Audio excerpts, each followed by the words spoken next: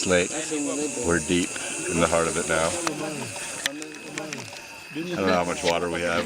We haven't eaten in a really long time. And my glasses are fogging up because it's so hot. And I can't see and I'm walking in the mud. I don't know, man. This might be the stupidest thing I've ever done. Want to confirm where I am.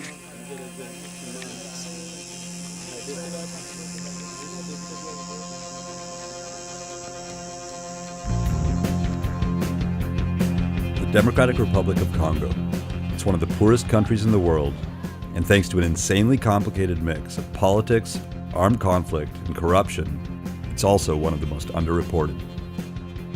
It also happens to be home to a nondescript black rock known as coltan, a vital ingredient in the production of nearly every cell phone and computer on the planet. Without coltan, our technology-driven lives would come to a screeching halt. And Congo has 80% of the world's supply.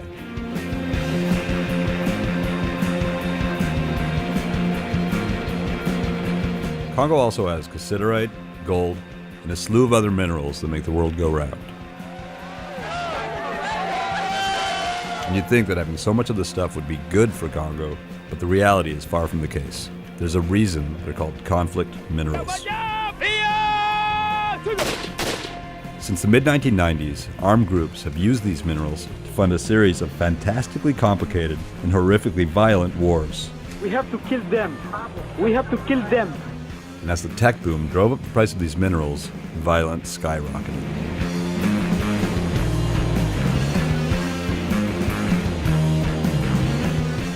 Slaves to technology that we are, we had to see for ourselves where these minerals were coming from and what these rebels were fighting for.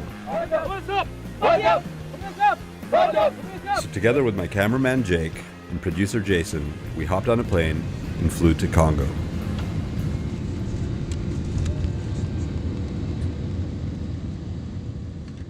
Our first stop was Kinshasa.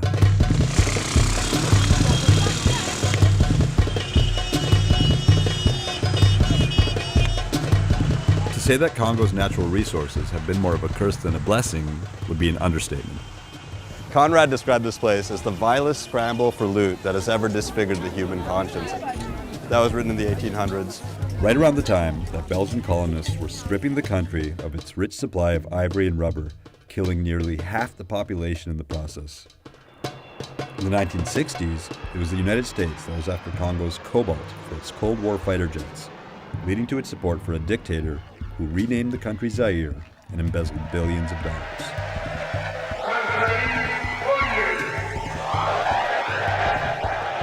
Today, it's the global demand for technology that is inadvertently fueling the conflict in Congo. The statistics we read are staggering. 5 million people have died in the Congo because of this conflict since the mid-90s till about 2007. It's a huge number, the most since any war since World War II. The government in Kinshasa says that the war is over. But Kinshasa is a long way from the jungles of eastern Congo, where most of the rebel groups and the minerals that finance them are located. So we needed to go east to find out what was really going on. One thing that had been drilled into our heads before we came to Congo was that you do not fly on Congolese airlines. This is a country whose aircraft are banned from European airspace.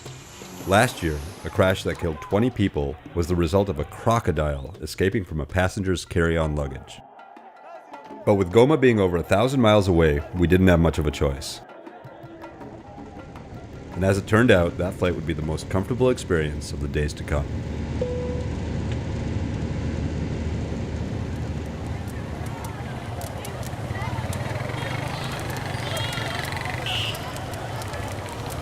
One thing we've noticed since we came here is that there are fires burning everywhere in Congo. I guess they're just burning their garbage. But it kind of feels apocalyptic at times. Watch out.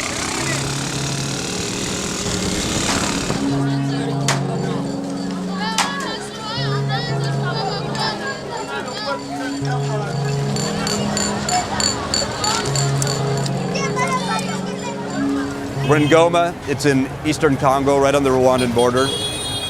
This has been the epicenter of the conflict since about 1994, It's also the Center for Humanitarian Aid. There are 51 different international organizations based here. As you can see, there's UN guys everywhere around us. It's kind of chaotic. We're also pretty close to the mines where coltan is extracted from, and we're going to go check that out. When we got to Goma, we met up with Tim Freitje, a veteran crisis and conflict photographer who's worked in Congo for years. He told us that we were underdressed for our trip to the cold mountain mining town of Numbi. So we went shopping. I've got a nice polo here. I got a Minnesota Golden Gophers hoodie. Jake got a great Carhartt, but I think this might be a strong look when I'm going to interview the militia. Some Wu wear. The only problem is it's fucking disgusting. Is it pretty good? Yeah. Yeah, you like it? I like He it. likes it. We got our outfits.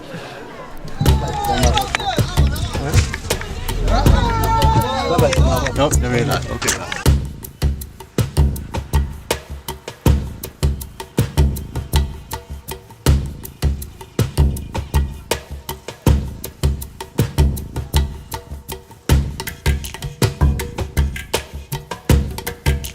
So we're going to visit the mines today, the Numbi mines. It's where they extract coltan from. And cassiterite, and tourmaline, and some other precious stones. This is Oreb. He's our new buddy. He's our new best friend. He knows everyone. He's a bit of a celebrity in these parts. Bonjour, je suis à Chimpi, une localité située à 10 km au nord de Matadi. He's got a TV show. What's your show called? MONUSCO reality TV is the kind of Congo reality. Is it safe to say that you're a Congolese reality TV star? I'm a celebrity for many Congolese just because I tell them the stories which They don't know. they don't know. Yeah. I told stories about Congo.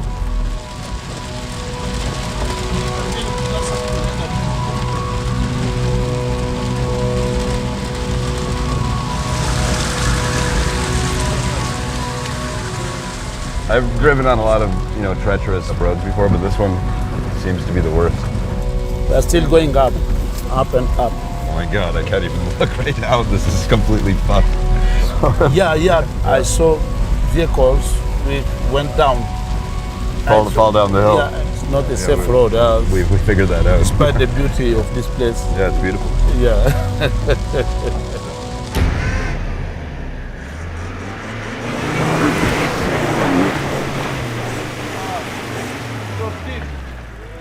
What if we all just push him out, straight out? Because nothing's working this way. He's not getting anywhere.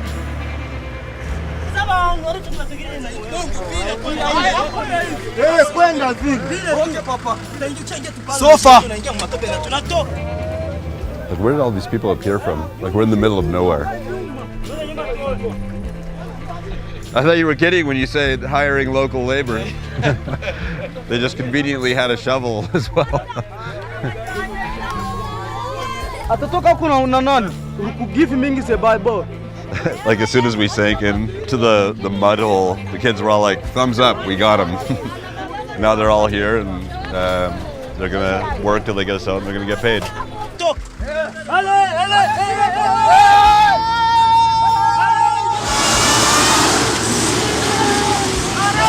Yes. We finally got out, but before long, we got stuck again. And again.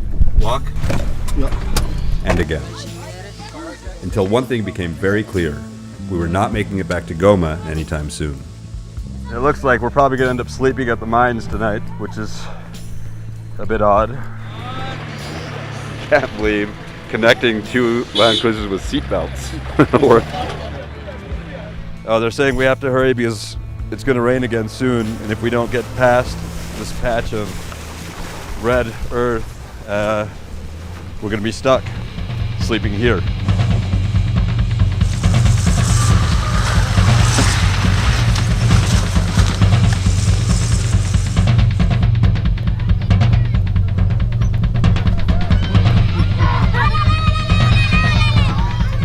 When we finally got to Numbi, we had to smooth talk the local officials into showing us the mines. So these are all the powerful dudes of the town. Yet another negotiation. Bonjour, Suroosh. John. Nice to meet you. Ça va? This way?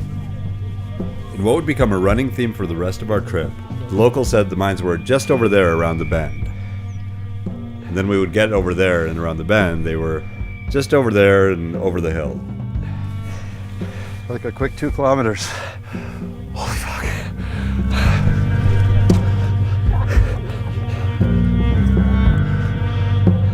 I'm about to pass out, Jake. Hey Jake, how many people are working? None. Really? They've all gone home. We have to come back tomorrow. The mine had no miners. It was completely empty. The locals told us that this mine in particular is owned by a member of Congo's Senate who lives in Kinshasa, and that his miners pull 15 kilos of coltan out of it every day. At $30 a kilo, that's about $13,000 a month.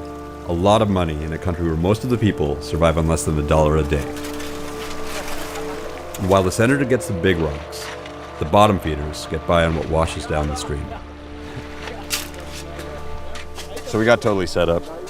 Basically, when we pulled into town, basically we got totally set up. When we pulled into town, alarm bells went off, and they said, "Yeah, we'll show you a mine." And they took us on a trek, far, far away from town, to a mine where they sent someone ahead of us to clear everyone out because there were kids working in the mine. Then we got there, and they're like, "Oh yeah, everybody's just gone home for the day," and they actually fessed up to that, to our guy. So I'm still pissed off. It's gonna be an interesting night.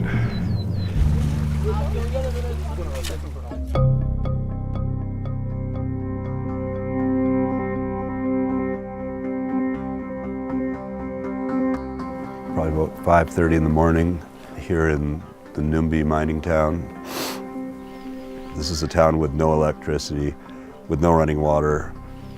We basically got stranded out here, which wasn't really part of the plan. They didn't take too kindly to us initially, but they were even worried about our safety because we're in South Kivu and they're not used to this kind of thing.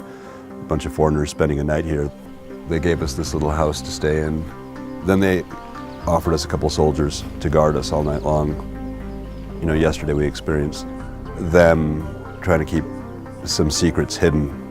So today we have a plan. We're gonna break free. We're gonna go a couple kilometers and we're gonna set up and wait for the miners to show up so we can really see how these mines operate.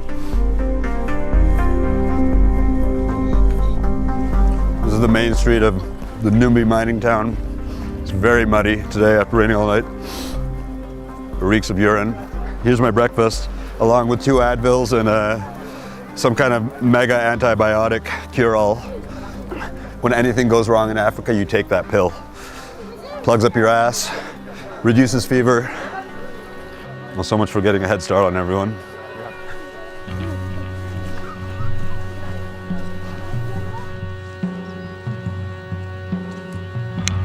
Oh shit! Jason, come here. It's like quicksand. It just kept going down. This is not gonna be fun.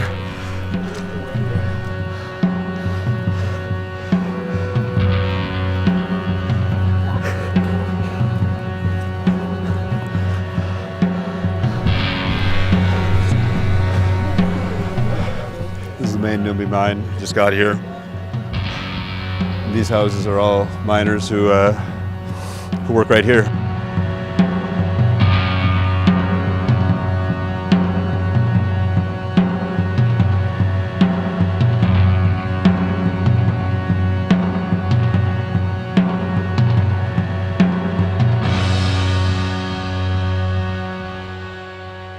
It took 2 days of trekking and looking.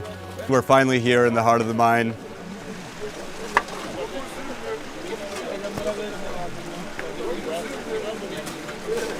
This is where all kinds of minerals are coming out of, everything from tantalum to coltan. This is what we call tourmaline. I can show you one we have the biggest one. They say that this is the most expensive. This is where they get it. You can see like this man is fortunate also because he got a block of stone which has everything. A lot inside. Yeah, it has a lot inside. It seems so primitive. You know, with their bare hands and with shovels, they're pulling it out, and a lot of it ends up in super high-tech devices. And you never think when you're using those devices back home that this is how it actually starts, and that without this process, it wouldn't exist or it wouldn't work. The mine that we finally saw was so different from the horror stories that we had heard. We were expecting to see forced child labor, inhumane conditions, and rebels everywhere. Maybe things were changing in eastern Congo, or at least that's how this mine made it seem. In recent years, activist organizations in the US and Europe have been pressuring electronics companies into taking greater responsibility for keeping rebels out of their supply chain. And in 2010, the US Congress passed legislation forcing companies to declare their use of conflict minerals. Avant, il y avait des enfants, il y avait des femmes, il y avait les militaires, ils venaient comme ils voulaient. Et aujourd'hui, ce n'est plus le cas. C'est strictement interdit. Donc, dans toutes les carrières, c'est strictement interdit. Les enfants, les militaires et les femmes. And who gets the credit for this change? Is it the government in Kinshasa? Non, c'est le gouvernement. C'est le gouvernement. C'est le gouvernement qui organise tout ça. Parce que souvent nous recevons les agents de l'État qui viennent nous montrer comment il faut maintenant travailler. Why did the government want to make these changes? Was it because of the pressure of Western corporations and governments? Pour ça, nous connaissons. Nous connaissons qu'il y a pression. Nous connaissons qu'il y a pression. Et que peut-être ce n'est pas au Congo seulement.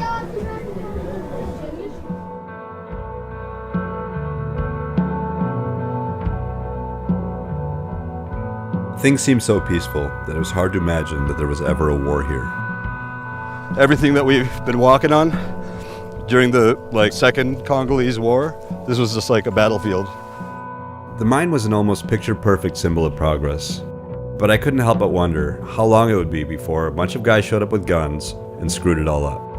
That's the whole point with conflict minerals is it's in every businessman's interest to keep conflict going. And there's no control, there's no Government. there's nobody watching whether or not our children are working.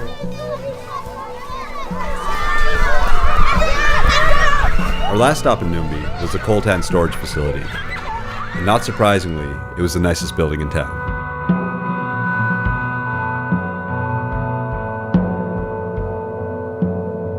Corta, nai, corta, yote. You see?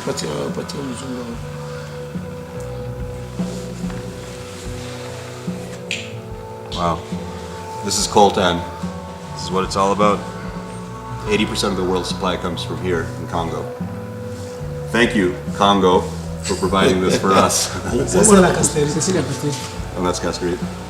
Is it pure? Solid castrate? Ça c'est vraiment. And this is basically what tin ore comes from. Yeah, it's heavy. It's heavy. We struggled for 2 days to find the mines, and eventually we got there. And we are going back to Goma on motorcycles because the roads are so bad now and so dangerous that they're saying that a Land Cruiser almost fell off a cliff last night. We'd seen one of the mines where coltan comes from, and we're happy that the conditions there seem to be improving. But with so many armed groups operating in eastern Congo, that could change in an instant. But where did all these rebels come from in the first place?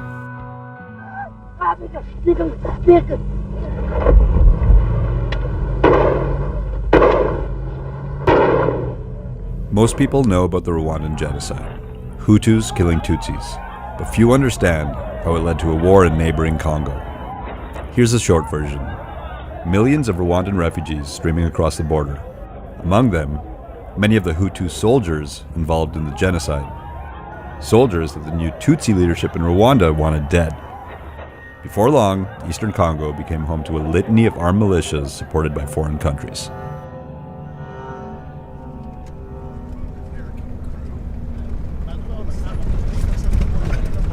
We're on our way to meet the Mai Mai. They are a witch doctor militia and self-proclaimed protectors of Congolese soil. They are the most feared militia in the country. It is believed they have special powers. They can fly, they can disappear, and bullets pass through them like water. And we're gonna go camping with them. Most of the groups who have been using minerals to fuel their military operations have been from the countries surrounding Congo. The Mai Mai are a sort of patriotic response to this influx of foreigners, and they are the all too often overlooked link in the vicious circle that is conflict in eastern Congo. As long as they're convinced that Congo is being corrupted by outsiders, they will keep fighting.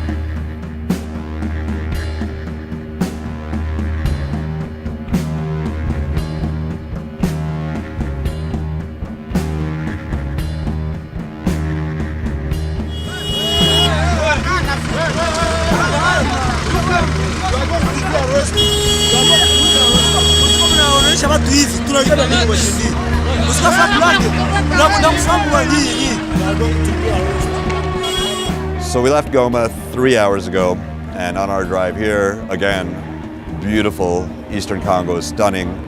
But as we approached Masisi territory in this town that we're in now, things were getting worse. More humanitarian aid vehicles everywhere. Everybody here needs help. The locals, they're dirt poor and they're hungry.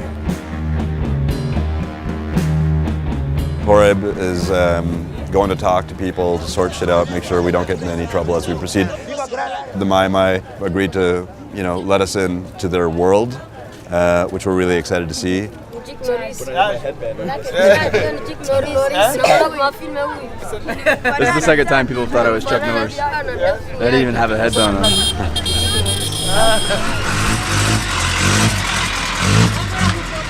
So what's happening? We're waiting for the motorcycles? Now we are still bargaining about the price because the motorcycle going to that area is not easy. It's something like going to a war zone.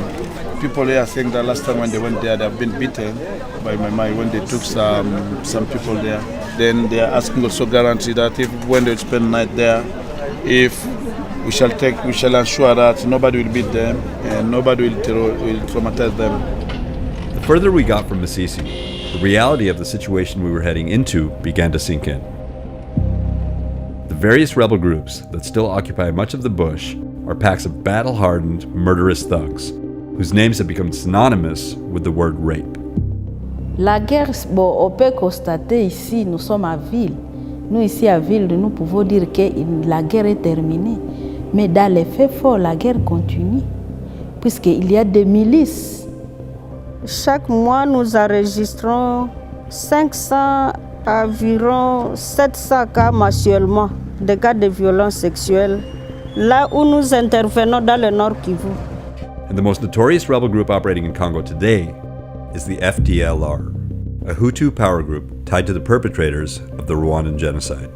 Là, le FDLR occupe une grande place dans la commission, disons, le fait de commettre de la violence sexuelle envers les femmes.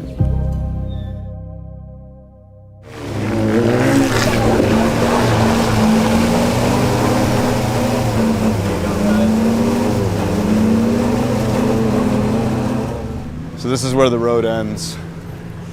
Now we wait for some motorcycles. We sat around waiting at a nearby UN post for the motorcycle guys we hired to arrive. Yeah, the same guys that were harassing us when we arrived in Masisi.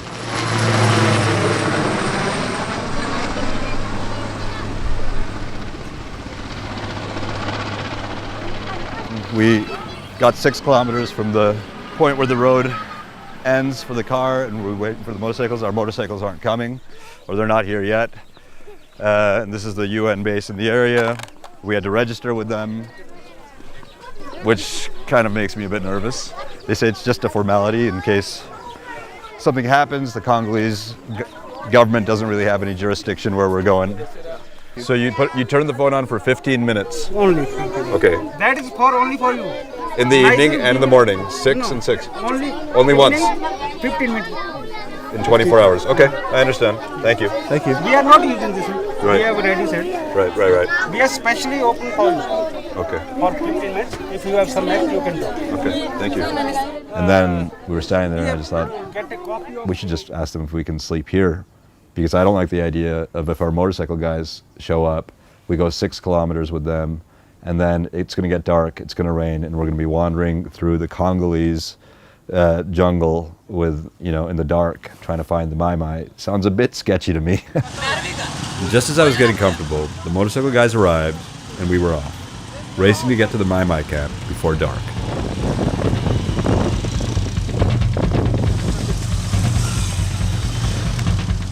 As we were riding deeper into the jungle, we got stopped by a bunch of young guys with guns.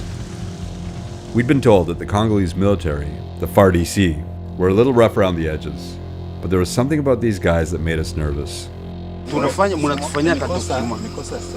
Hakuna shida, vinafikaka, tuwafanyie dokima. Leta niwafanyie.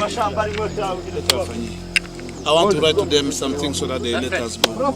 And that's when Horeb whispered to us that these guys were the dreaded Rwandan Hutu rebels, the FDLR.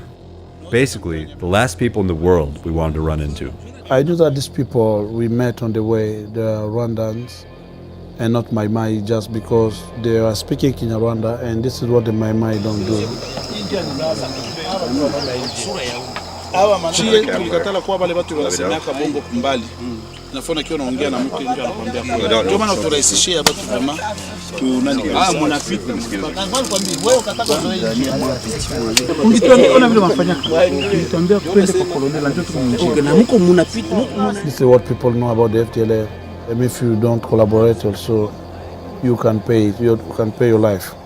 We'd heard rumors that for some reason the Mai Mai and the FDLR were working together, but it wasn't until the creepy commander of their outpost gave us 4 of his armed guards to take us to the Mai Mai camp that we actually believed it. So we continued our journey through the jungle at night.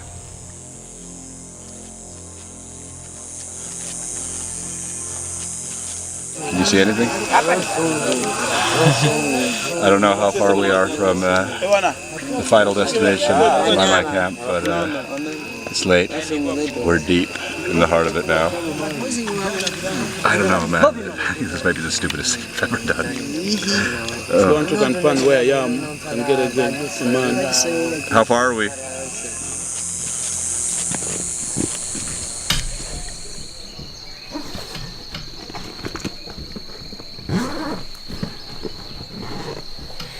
We arrived here 14 hours after we left Goma this morning. The last 3 hours of which was walking through the jungle in the dark, which is a first for me. I'm not afraid to say it. I'm soft. Living in New York City, sitting at my desk 12 hours a day. I'm a professional emailer, just... I wanted to stay with the Indian UN guys because their place was great. Because I knew there's no way we were going to get there in 90 minutes. And I knew we were going to end up walking through a Congolese jungle at night. And it sucked, but we're here.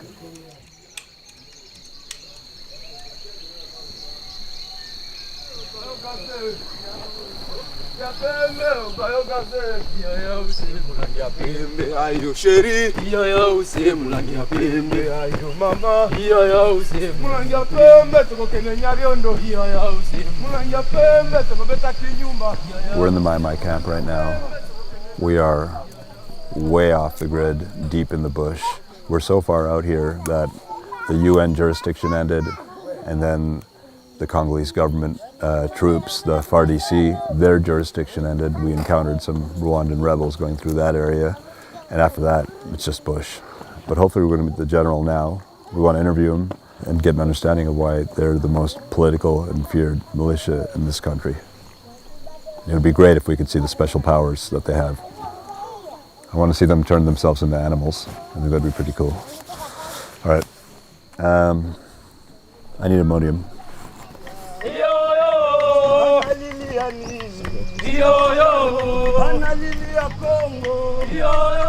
The term Mai Mai is shorthand for the wide assortment of local militias in eastern Congo. General Janvier is the leader of a group known as the Patriotic Alliance for a Free and Sovereign Congo, also known as the APCLS. The thing about rebel leaders is that much of their power lies in their mystique. They don't want to seem overeager to meet the press. So we had to wait around until the general could carve some time out of his busy schedule to meet with us.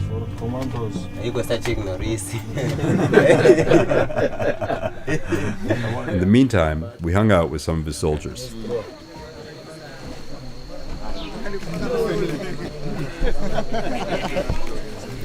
Horeb, how many times has he been shot? Ase ushapikiwa masasi sasa hivi mara ngapi? Mingi. On, hizi zote ni masasi. Hizi zote ni masasi. Hizi zote. Naona kaitu kutaka. Who was he fighting when he was shot? Wale waadui yetu. Ndio bana. Mnakashu. Banyarwanda. Banyarwanda. Ba kwa Banyarwanda ba Hutu na ba Tutsi. Tutsi. When they say Tutsis, it's shorthand for the Rwandan government, who they blame for most of Congo's problems.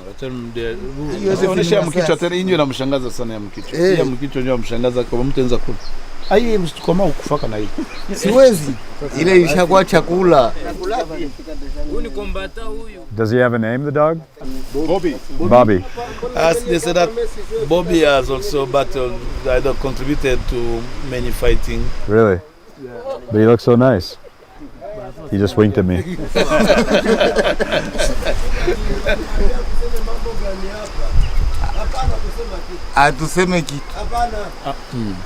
Just as our friend was ordered to stop speaking, we received word that the general was finally ready to see us. But in order to do so, we had to cross one of the sketchiest Lord of the Flies-esque bridges imaginable. And were led to an even more remote encampment. Then, after being surrounded by heavily armed guards and meeting the general's secretary, who meticulously transcribed our every word, the general finally granted us an audience. We can start? Yeah. Okay, Monsieur le General, thank you for your time. My first question is, since the time of Belgian colonization, the natural resources of this country have been taken from the Congolese people. As the protectors of Congolese soil, what is your view on the mining that's taking place in the country and the way foreign corporations and governments are involved with that? Ninaweza kukueleza kama ikiwa mali ya Kongo inaliwa kienyeji ni sababu Kongo inaongozwa na watu ambao wanatoka nje ya nchi. Kuna watu ambao hawaoni, lakini nchi yetu imeuzishwa na imevamiwa, hivi hatuna independence. Independence hatuyaipata juu ya nini? Sababu tuko kolonize na zile nchi ndogo ndogo sana ambazo zinatuleta haya kusema tukue kolonize na Rwanda. Wale watu warudishiwe kwao, sio wakongomani, sisi tunajua wakongomani. It seemed like Janvier's beef was not with foreigners in general, but with the current government of Rwanda. So I was starting to understand why they team up with the FDLR. It seems to me that you have a common enemy with the FDLR. And I'm wondering, are you friends with them? And also, do you think that they should leave this country along with the rest of the Rwandans? Wote wanapasha kurudia kwao. FDLR na Mtusi biko pamoja. Tunawaona wanatembea pamoja. Si ndio? Now I was totally confused. Were they or weren't they allied with the FDLR? The UN group of experts report that you and your group have been working with FDLR, and it's very important for us to get clarity on this from you so we communicate this report correctly. Sisi hatutumike na FDLR. MONUSCO ilijua namna gani kama FDLR ndio inatusaidia. Unaona kama hakuna kitu ambacho wanafanya. Wapi ndio MONUSCO ilishafanya hata intervention, hata Goma. Munaona jinsi wanashikamata, hakuna kitu ambacho wanafanya. Wanakuwa ndani ya rupango tu hivi, wanasubiri mshahara. Bas, lakini kazi haiko. Even though I knew this was total bullshit, because it was the FDLR who escorted us to the Mai Mai camp, I didn't want to piss off our new friends, so I decided to change topics. Could you explain to me what some of these special powers are that the Mai Mai have? Sababu tuliwahi kukuwa na Oscar. Ni journaliste. Alitoka kule. Tuliishi naye hapa kwa Etat Major na naye alipima kufuatilia nguvu zetu nafanyaka, lakini Mungu alimuhima nazo sababu zaidi wazungu hawajui tena kama Mungu iko. I am a Mzunga, but I'm not white. And I believe in God. Ikiwezekana vile nasema anamuomba Mungu wakati tutakuwa tukiomba Mungu wetu wa wana wa Israeli, tunaweza kumuonesha yeye naye amuoneshe wazi kama siku ambayo watakuwa na shida Mungu atamujia amtoshe ndani ya ile shida, sababu nani yeye ndiye anatusaidia. Mungu yeye pekee ndio anatuletea kana. Na inakuwa nguvu kamili ya ajabu sana. So the general wouldn't show off his magical powers, but what he did insist on showing us were his prisoners. 2 FARDC soldiers they kidnapped 2 months ago while patrolling the area. This was a remarkably weird, unsettling, and heart of darkness moment. It seems that they're pretty healthy and haven't been abused or beaten. So why are you being nice to them? Ni Wakongomani. Hatuwezi kuwazuru, ni Wakongomani. Yale ni jeshi ya Kongo ya kesho, hatuwezi kuwafanya lolote. After the general served up his propaganda, he fed us a nice hot meal of Congolese rice and beans. It's the first meal we've had in a few days. We're about to trek through the jungle, this time in the middle of the afternoon, so I expect it'll be hot. It took us 14 hours to get here. Hopefully it won't take that long to get back. He was a nice guy, the general.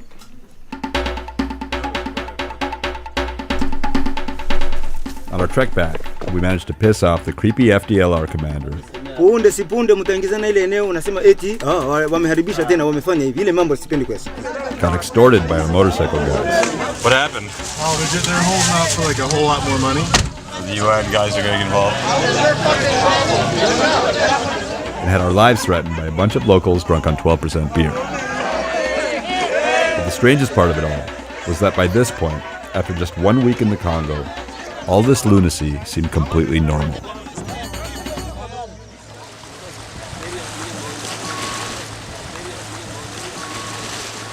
Leaving tomorrow, the trip has come to an end. It was good vibes. It was scary at times. We learned a lot. We had to work hard to get to the story, whether we were going to the mines in Numbi or whether we were trying to meet with General Jean-Pierre. It's an incredibly complicated situation and place. There are no easy answers, but how do I end that? There are no easy answers. It's easy to pin the country's problems on the past, on the legacy of brutality by Belgian colonialists, on kleptocratic rulers, the practices of Western corporations, or wars with neighboring nations. But that doesn't make any of them go away. If we demanded conflict-free electronics, maybe the rebel groups would simply melt away into the jungle. Or maybe it would lead to businesses avoiding coltan from Congo altogether, making one of the poorest countries in the world even poorer, which is kind of what seems to be happening.